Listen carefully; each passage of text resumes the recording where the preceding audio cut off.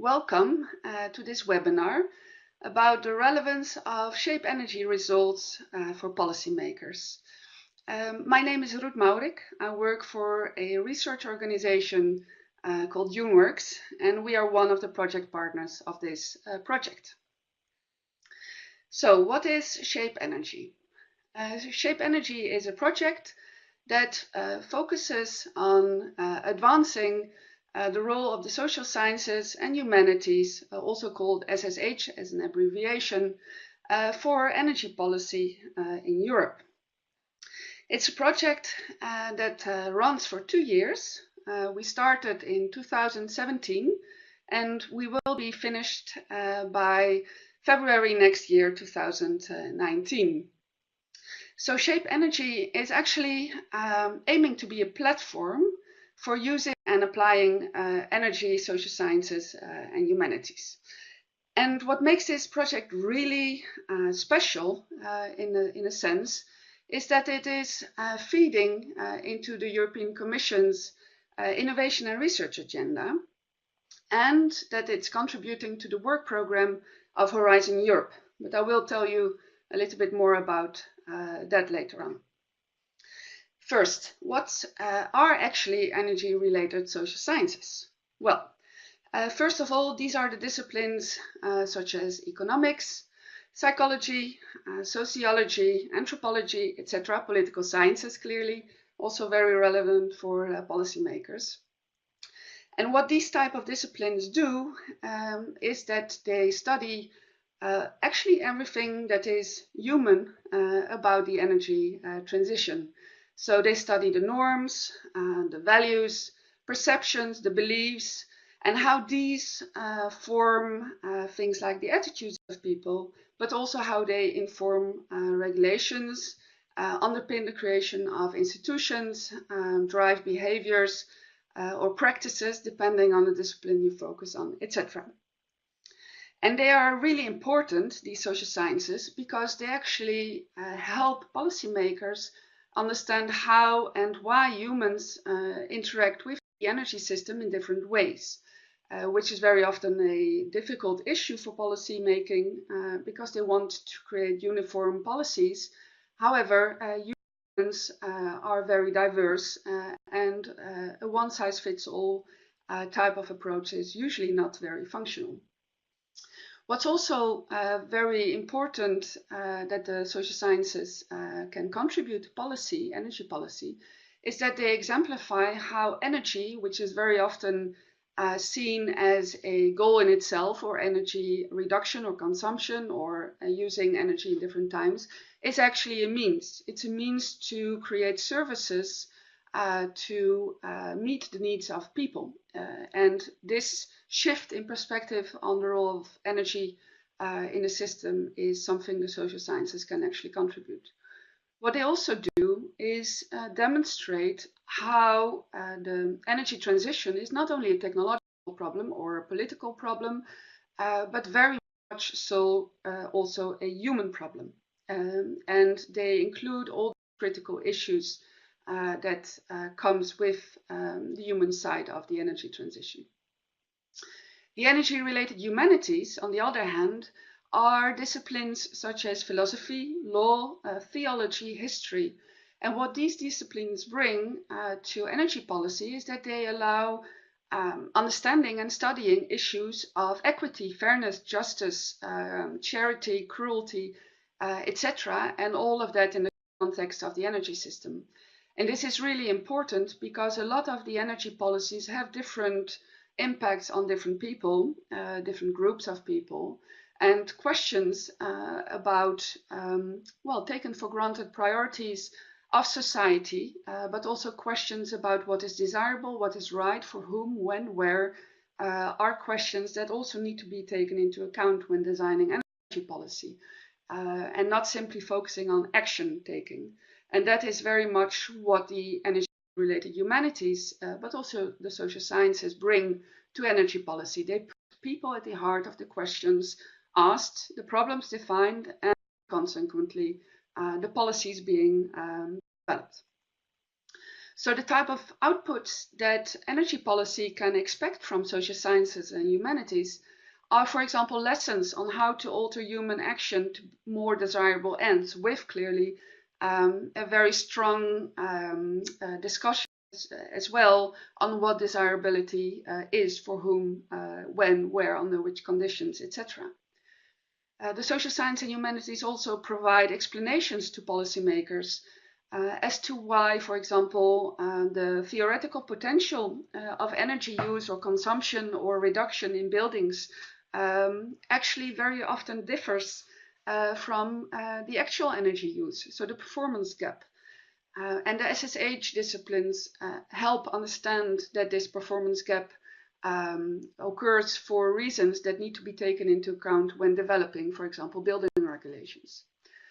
What the social science and humanities also provide to policy is that they help develop better expectations of how energy efficiency measures actually do change people's everyday lives in different ways as well. And by understanding and creating better expectations on this, policy can take into account issues as acceptability that really needs to feature when developing energy efficiency measures.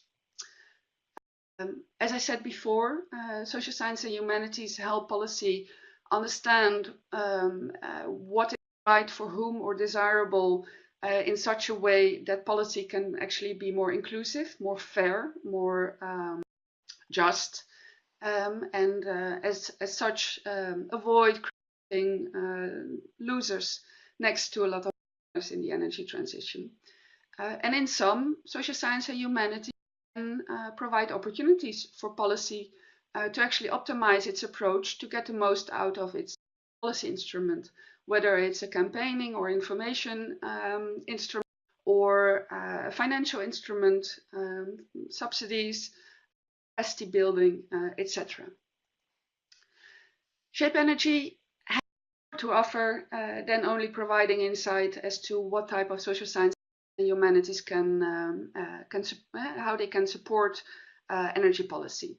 What Shape Energy also did is actually experiment in 17 multi-stakeholder workshops across Europe for the last 2 years with creating more inclusive multi-stakeholder processes that would preferably inform local energy policy on locally felt energy transition issues. These multi-stakeholder workshops were set up in a very innovative way, using a storytelling methodology, building further on work done in the International Energy Agency on storytelling. And what the use of storytelling aimed to do in the workshops was actually provide more inclusivity, allow for a diversity of perspectives to sit at the table, be heard, be listened to, worked with in developing future approaches, and most importantly, perhaps, allowing every voice, every diverse perspective, conflicting perspectives as well, to as much time as any other perspective, be heard, be listened to, and be incorporated in future action plans. I will say a bit more about this later on. The type of local policy issues that we tackled in those 17 workshops can be categorized into 6 categories. The first issue that was addressed in the stakeholder workshops was perhaps the most known type of issue, changing energy behavior. Linked to it, a second category that was focused on in the workshops was energy education and engagement, but also issues such as visioning and inclusivity and fairness, also, for example, connected to energy poverty issues. The workshops were used to create new energy collaborations and partnerships, also focused on creating alternative energy systems. And finally, a very interesting one, some of the workshops focused on timescales for energy systems and their impact. So what have we learned which is relevant for policy?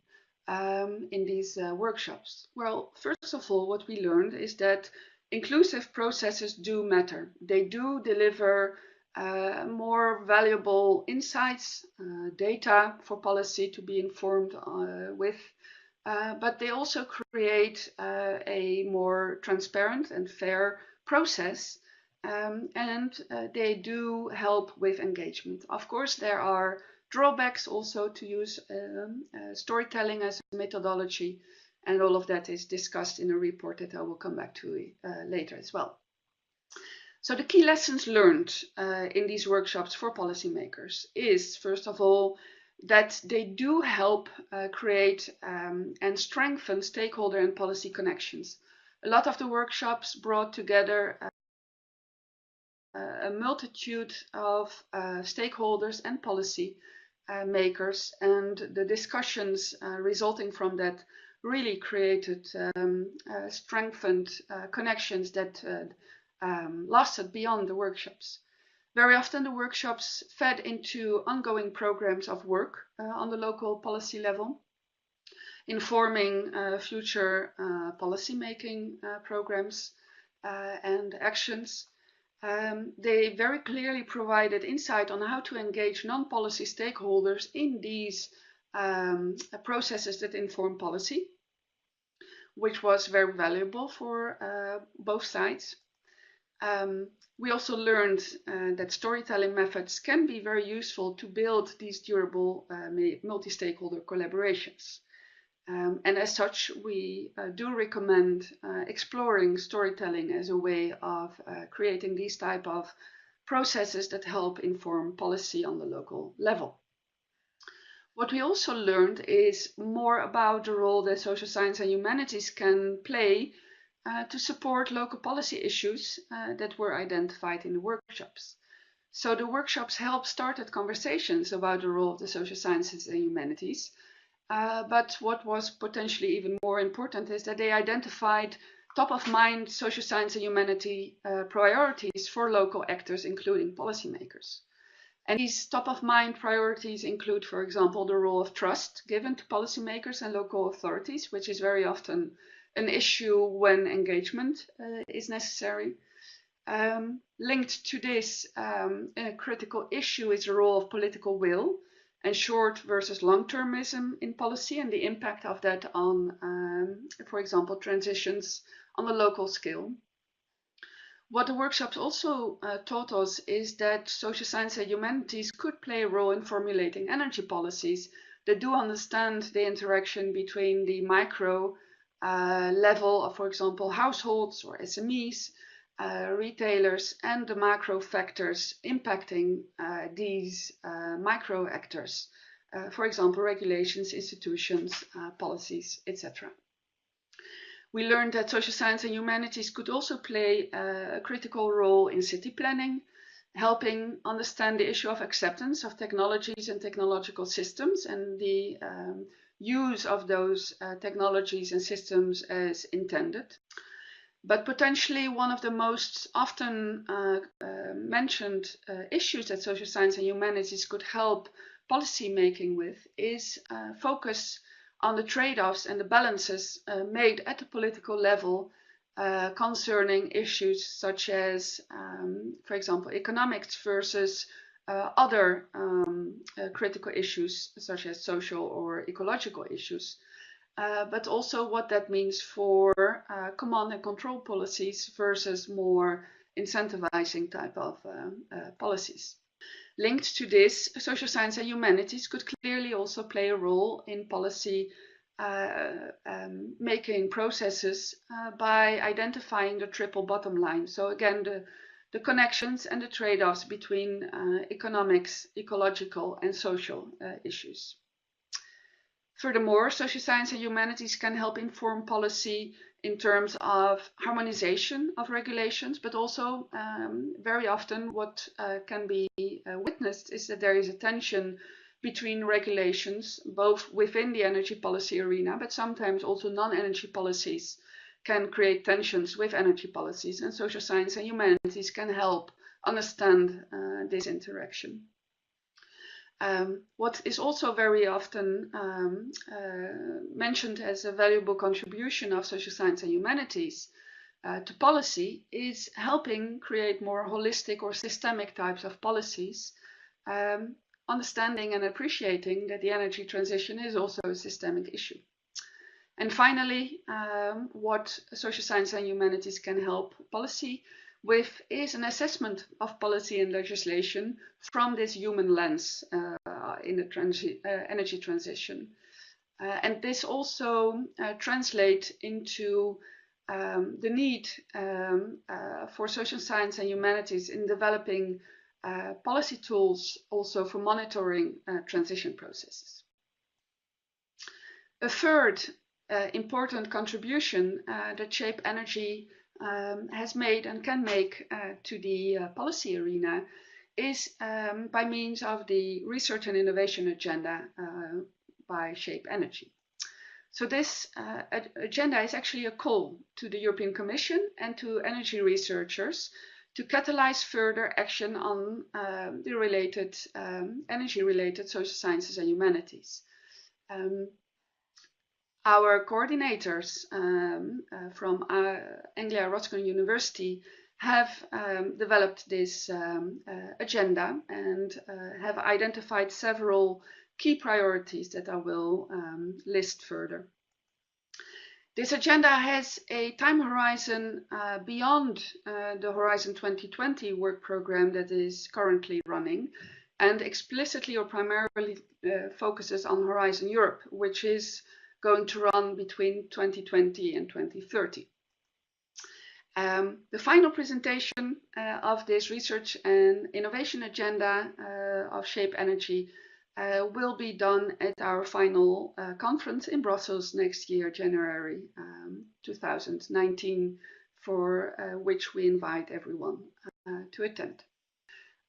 What Shape Energy found is that one of the issues that really needs attention is that the social science and humanities need to be more explicitly featured in funding opportunities and be included in funding opportunities. The social sciences and humanities receive a very small portion of the funding available. And this should be increased manifold.